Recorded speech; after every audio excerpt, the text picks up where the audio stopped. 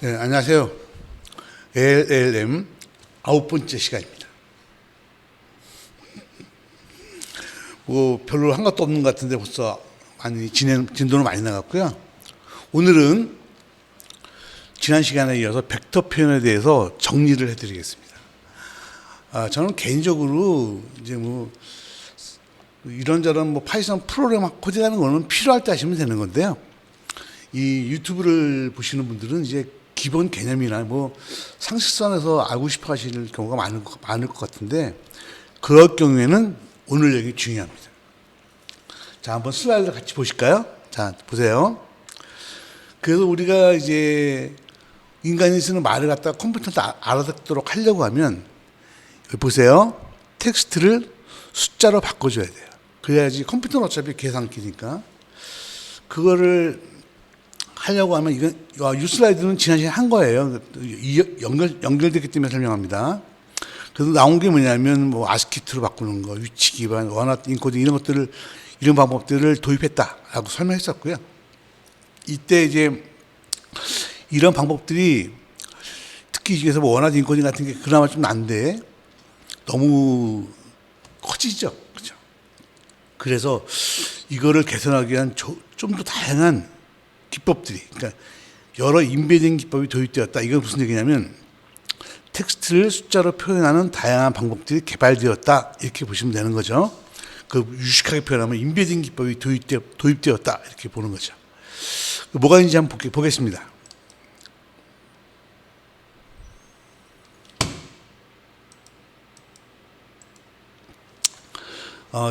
조금 이거 전체를 요약하다 보니까 좀 양이 많아졌는데 잠깐 한번 보여드릴게요. 말씀드린 것처럼 단어를 갖다가 행렬로 표현하는 거죠. 우리가 앞에서 했던 백이나 TF, IDF 같은 것, 또는 텍스트 도큐멘트, 워드 컨텐트, PMI, 여러 가지 방법들이 있습니다. 이 중에서 이제 지난 몇 시간 전에는 요 TF, IDF 했었고요. 오늘도 간단하게 설명합니다. 또 하나는 단어 수준에서 인베딩 하다가 문장 수준으로 발전하는 거죠. 단어 수준으로 인베딩 한다는 건 뭐죠? 단어를 기준으로 숫자를 바꾼다는 뜻이죠. 이해가 되셨죠? 그런 기법으로 나온 게 뭐냐면 워드 투 백, 글로브, 파스트 텍스트, 스윕을 여러 가지 있죠. 오늘 여러분께 간단하게 설명드릴 것은 워드 투 백을 할 건데요. 너무 깊이 공부 안 하셔도 돼요. 요즘은 안 쓰는 기법들이고, 단지 여러분들이 이제 이런 걸 알아서 트랜스포머를 해야 제대로 이해할 수 있기 때문에 설명하는 거예요. 그 다음에 중요한 게 보겠습니다. 단어 수준의 인베딩이었었는데 이번에 뭐예요? 문장 수준에서 인베딩을 하는 거죠. 대단하죠. 문장 수준 전체 문맥에서 그걸 갖다가 인베딩 시켜버리는 거예요. 문장 수준에서. 그게 뭐냐면 여러분이 알고 있던 버트, GPT 이런 것들이죠. 이 버트는 구글에서 만든 거고요. GPT는 오픈 AI에서 만든 거잖아요. 이런 것들이죠. 약간 다르죠? 그러면 말씀드린 것처럼 요즘은 이쪽을 많이 쓰니까 이쪽은 잘 안 쓰죠. 이것도 잘 안 쓰겠죠. 그죠? 그렇지만 이제 이렇게 알고 이렇게 발전해 왔구나라는 거 아시면 되고요. 또 하나는 최근에 이 GPT-3에서부터 시작된 건데, 데이터를 넣으면 모델이 스스로 작동하는 엔드-투-엔드 기법이 이제 GPT-3 이후부터 적용되기 시작했어요. 그래서 이게 GPT-3가 이것 때문에 웹에 있는 데이터만 갖고 레이블 되지 않아도 데이터만 갖고 학습을 할 수 있도록 해서 오늘날에 이제 여러분이 알고 있는 챗 GPT라는 게 만들어진 거죠. 그래서 이제 이런 모델이 만들어졌는데요. 이런 모델이 만들어지면 이것이 이제 우리는 룰 위반에서 엔드 투 엔드로 바뀌었다. 그러니까 프리트레이닝으로 바뀌었다. 이렇게 표현할 수 있는 거고요. 이 중에서 보면 스스로 작동하는 엔드-투-엔드 기법을 갖다가 이제 시퀀스 투 시퀀스 모델이라고 하고요. 같은 거예요. 엔드-투-엔드하고 시퀀스 투 시퀀스가. 그 다음에 이제 2018년에 이제 엘모 모델이 제한된 다음부터는요, 뭐 프리트레인, 뭐 파인 튜닝, 뭐 여러 가지 모델로 발전하고 있습니다. 그래서 저도 얼마 전에 모 기업체에서 제안해 달라고 그래서 당신네 회사만의 인공지능을 만들어 봐라라고 제안을 한번 한 적이 있었는데, 그런 쪽으로 발전하는 것 같아요. 요렇게 통계 기반에서 뉴럴 네트워크 기반으로 살짝 바뀌면서 요런 게 도입됐고, 이게 또 대단으로 보면 단어 수준에서 문장 수준으로 바뀌었고, 이제는 룰 기반, 레이블된 데이터에서 레이블되지 않은 데이터로 발전하는 거죠. 그러니까 자, 정리해 드릴게요. 그전에는 통계 기법 기반이었는데 요즘은 뉴럴 네트워크 기반이죠. 신경망 기반으로 바뀌었죠. 딥러닝 기반으로. 옛날에는 단어 수준에서 인베딩을 해서 처리를 했었는데 요즘은 문장 수준에서 처리를 하죠. 옛날에는 레이블된 데이터를 갖고 학습을 시켜서 했었는데 요즘은 그냥 데이터만 갖고도 스스로 학습하는 그런 환경으로 만들어졌죠. 그래서 오늘날 여러분이 쓰시는 자연어 처리는 뉴럴 네트워크 기반, 딥러닝 기반이죠. 문장 수준의 인베딩, 그죠? 그 다음에 데이터만 갖고 스스로 학습하는 그런 모델로 변화가 됐고요. 여기에 이제 이걸 프리트레이닝 이런 모델들이 많이 있어서 이런 모델들을 갖다가 내가 이제 용도에 맞게 쓰는 그런 시절이 왔다. 이렇게 보시면 될 것 같습니다. 어렵지 않으셨죠? 네.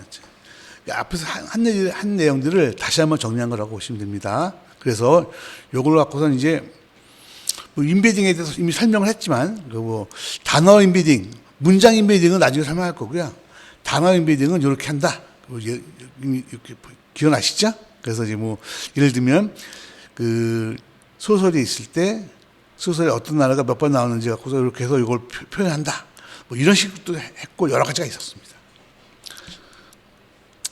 설명한 겁니다. 그리고 그래서 이 단어 인베딩을 할 때 쓰이는 기술들이 BOW, IDF, 카운터 벡터, 그 다음에 여기 보면 워드 투 백 이런 것들이 있죠. 자, 볼까요? 여기서 보면 BOW나 이런 것들은요, 시소 표현이라고 해서 이게 보면 알겠지만 앞에서 보인 것처럼 단어가 한 소설을 구성하는 단어가 한 2만 개쯤 있으면 2만 개의 벡터가 만들어지니까 그 희소 벡터라고 하죠. 드물잖아요. 그래서 너무 커지잖아요. 그런 문제가 있어서 어떤 소설을 구성할 때 단어가 2만 개쯤 있지만 이걸 갖다가 한 100개의 단어로 벡터로 요약을 할 수 없을까라는 것이 이제 단어 인베딩을 할 때 사람들이 찾았던 방법이죠. 그래서 나온 게 뭐냐면 처음에는 오리지널로 그냥 표현하는 거는 BOW, TF, IDF, 카운터 벡터가 있는 거고요. 이거를 축소된 벡터로 표현하는 것이 뭐가 있냐면 여러분이 보신 것처럼 워드 투 백, 파스트 텍스트, 글로브 여러 가지가 있는 거죠. 이건 이해하셨죠? 그리고 이 단어 인베딩 다음에 뭐가 있죠? 문장 인베딩이 있죠. 그거는 이제 완전히 버트하고 GPT가 다른 세상이 또 된 거죠. 이해했습니다. 그래서 예를 들면 희소에서는 강아지를 표현할 때 요 행렬 여기 만 개인데 이제 밀집 표현에서는 요거 갖다가 128개 정도 이렇게 표현하는 거죠. 하면서 이제 여기 숫자를 이렇게 써서 이 숫자를 어떻게 구할 거냐? 그게 여기 워드 투 백의 알고리즘이라고 볼 수가 있죠. 이해했죠? 실습은 다 할 수 있고요. 여러분들이 이미 라이브러리가 다 있어가지고요. 아마 구글에서도 구할 수가 있고 저한테 연락하셔도 드리기도 할 거예요. 자, 그럼 보겠습니다. 그래서 요것들에 대해서 간단하게 설명하면요. 이미 설명한 것들이라서 이게 포커스가 아니긴 한데 백오브 워드 그러면 이제 단어들에 대해서 이렇게 그럼 이 단어들에 대해서 빈도를 만드는 거죠. 그죠? 예를 들면 이걸 이렇게 표현을 했다고 치면 봐보세요. I am a girl, I am a 민호라는 문장은 어떻게 되냐면 단어 단위니까 I는 뭐죠? I는 여기서 보시게 되면 자 I는 이 문장에서 몇 번 나오죠? 2번. 보이시죠? 그 다음에 1번 티처는 나오나요? 안 나오죠? 0번. 그 다음에 2번이 M이니까 M은 나오나요? M 나오네요. 2번. 이렇게 표현하는 거예요. 그러니까 이제 이러려고 그러면 이 백오브 워드가 정리가 되어 있고요. 여기에서 이 문장은 이 단어가 몇 번 나오냐 이걸 이렇게 표시하는 거죠. 이게 이제 이 문장을 갖다가 단어 기반으로 이렇게 팩트 숫자로 표현하는 방법이죠. 이해하셨죠? 네. 이렇게 하는 겁니다. 요즘은 안 쓰이는 방법이니까요. 그냥 이렇게 하는 거구나라고 생각하시면 됩니다. 요런 방법도 있었고요. 여러분이 알고 있는 카운트 팩터라는 것도 있습니다. 예를 들면 앞에 거는 이제 요거는 문장의 관계를 보이기 위해서 문장이 두 개가 있다고 치면 두 가지 문장에 대해서 이게 백오브 워드가 쭉 있어요. 그러면 여기서 D1은 이 단어들이 이렇게 나오고 D2는 이 단어들이 이렇게 나온다라는 걸 표시할 수 있죠. 이렇게 되면 이 문장과 문장을 표현할 수가 있는 거죠. 그러니까 백오브 워드는 단어 중심이고 카운트 벡터는 이제 문장 중심인데 카운트 벡터도 좀 부족한 점이 있어서 이걸 갖다가 개선한 게 뭐냐면 TF-IDF. 이거 TF-IDF는요, 이 공식을 일부러 이렇게 만든 거예요. 여기 공식을 써놨는데요. 여하튼 이 공식을 여기서 만들게 되면 어떤 식으로 표현되냐면 제가 몇 회 전에 설명했지만, 만약에 I란 단어가 아니면 러브라는 단어가 백오브보다는 한 번이다, 두 번이다 이렇게 나오지만 이렇게 표시하게 되면 0.7, 0.4 이렇게 표시가 돼서 숫자가 다르게 나오게 돼요. 그래서 그 러브란 단어가 문서 1에서 쓸 때하고 문서 2에서 쓸 때 문서 1에서는 0.7, 문서 2에서는 0.3 이렇게 차이나게 표현할 수 있어요. 그렇게 일부러 공식을 만들어서 표현하는 방법이 TF-IDF 벡터예요. 이해하셨죠? 이거 혹시 만약에 잘 모르시겠으면요. 한 두 번이나 세 번 전에 기수에 설명을 했었으니까. 근데 지금 설명한 것도 충분합니다. 어쨌든 이것들은 이렇게 만든 거라고 보시면 되죠. 단어를 중심으로 문장 갖다 숫자로 표현하는 거죠. 하기 위해서 백오브 월드부터 시작해서 TF-IDF, 카운터 벡터 이런 걸 만든 거라고 볼 수가 있습니다. 이해했죠? 좋아요. 그리고 그 다음에 나온 게 뭐냐면 워드 투 백입니다. 워드 투 백은 이제 밀집 벡터라고 하죠. 밀집시켜놓은 거죠. 요거는요, 말씀드린 것처럼 단어가 만 개에 따라서 만 개를 표현하는 게 아니고 한 128개 이렇게 표현해서 압축하는 방법인데요. 요거는 여러분이 실제로 오픈된 사이트가 있어서 이런 데서 한번 돌려보시면 할 수가 있는데, 예를 들면 여기다가 컴퓨터 공학, 기계공학 이렇게 입력하면 전자공학이라는 게 나오는 거, 추론도 할 수 있고 꽤 성능이 좋습니다. 물론 요즘은 이거보다 더 좋아졌죠. 이제 문장 단위로 해버리니까 더 좋아졌는데, 이제 어쨌든 처음에 이게 나왔을 때는 굉장히 쇼킹했었던 거죠. 요거를 어떻게 만들었냐면 C보우하고 스킵그램 두 가지 방법으로 만들었는데요. 간단하게 원리만 설명을 드리도록 할게요. 이게 원래 딥러닝에 기반한 건데, C보우를 먼저 이해하시면 좀 쉽습니다. C보우는요, 어떻게 하는 거냐면, 어떤 문장이 있습니다. 이런 문장이 있으면요, 이거 갖다가 만약에 앞뒤 두 개씩 살펴보겠다. 그렇게 되면 어떻게 되죠? 자, 중심 단어가 여기서는 처음에 이거죠. 이게 다 중심 단어가 옮겨가는 겁니다. 이렇게 옮겨갈 때 요거를 표현하면 중심 단어가 이거죠. 그 다음에 주변 단어는 뭐죠? 앞뒤 두 개니까 패트하고 캣트죠. 패트, 캣트 보이시죠? 그 다음에 요로 옮겼어요. 그러면 요게 중심 단어는 요거 패트죠. 그 다음에 이거는 앞으로는 더 보이시죠? 더 요게 온 거예요. 그 다음에 캣셋 두 개씩 했으니까 앞뒤로 두 개씩이죠. 그럼 요거는 캣이 됐으니까 중심 단어가 캣. 그럼 앞으로 두 개, 뒤로 두 개. 그 다음에 셋은 이렇게 되고 앞에 거 두 개, 뒤에 거 두 개. 이런 식으로 계속 만드는 거죠, 이렇게. 그래서 원화된 고정을 쭉 만들어 버리는 거예요. 이렇게 만든 다음에 어떻게 하냐면요. 잘 보세요.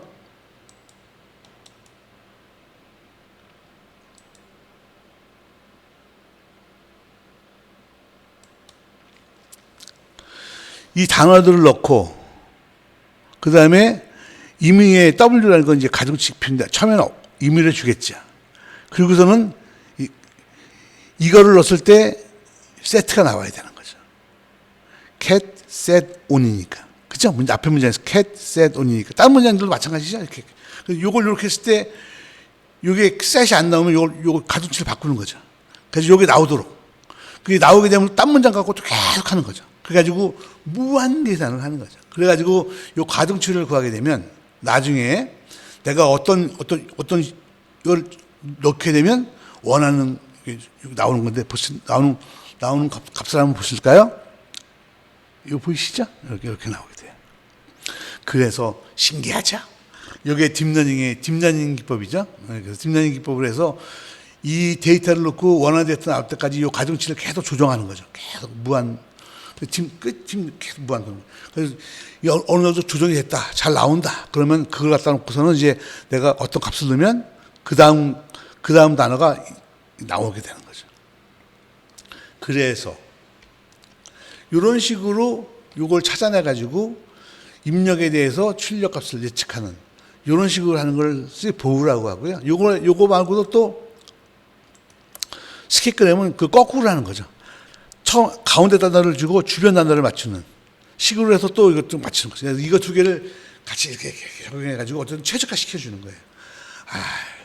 어마어마하게 계산하겠죠. 어쨌든 중요한 건 이렇게 하고 나면 해서 만들어진 게 워드 투 백이고요. 그거를 이용하면 추론이 되고 한다는 거죠.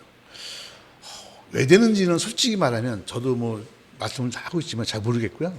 어쨌든 프로그램을 짜서 해보면 이거 되는 거를 눈으로 확인할 수 있으니까 할 말은 없는데 왜 되는지는 사실 설명을 못 할 것 같아요. 그래서 여기까지만 이해하시고요. 그래서 오늘은 여러분들께 이거 다 설명을 드렸었죠. 뭐 이것도 그 전에 했던 거 복습을 시켜드린 거고요. 그래서 오늘은 여러분들께 설명드리는 게 좋은 게 뭐냐면 인베딩, 그러니까 그 텍스트를 숫자로 표현하는 기법이 어떻게 바뀌어 왔느냐. 그래서 이걸 딥러닝을 이용하도록 단어 수준에서 문장 수준으로, 그 다음에 룰 기반에서 스스로 그 레이블되지 않은 데이터라도 학습할 수 있도록 그렇게 발전해 왔다라는 걸 아시면 되고요. 그래서 오늘날 보게 되면 여러분이 쓰시는 GPT-3 이후 버전, 최근의 버트 버전들은요, 그 레이블되지 않은 데이터를 이용해서 문장 수준 인베딩을 해가지고 추론을 하도록 만들어지는 거고요. 이 앞에 있던 TF, IDF나 이런 것들은 내가 설명을 했지만, 그건 옛날 것들이지만, 그래도 뭐 기억할 필요는 있으니까 간단히 설명한 것이다. 이렇게 보시면 될 것 같습니다. 여기까지 했고요. 그 다음에 다음 시간에는요, 감성 분석, 거기에 대해서 간단하게 설명을 드리도록 하겠습니다. 수고하셨습니다.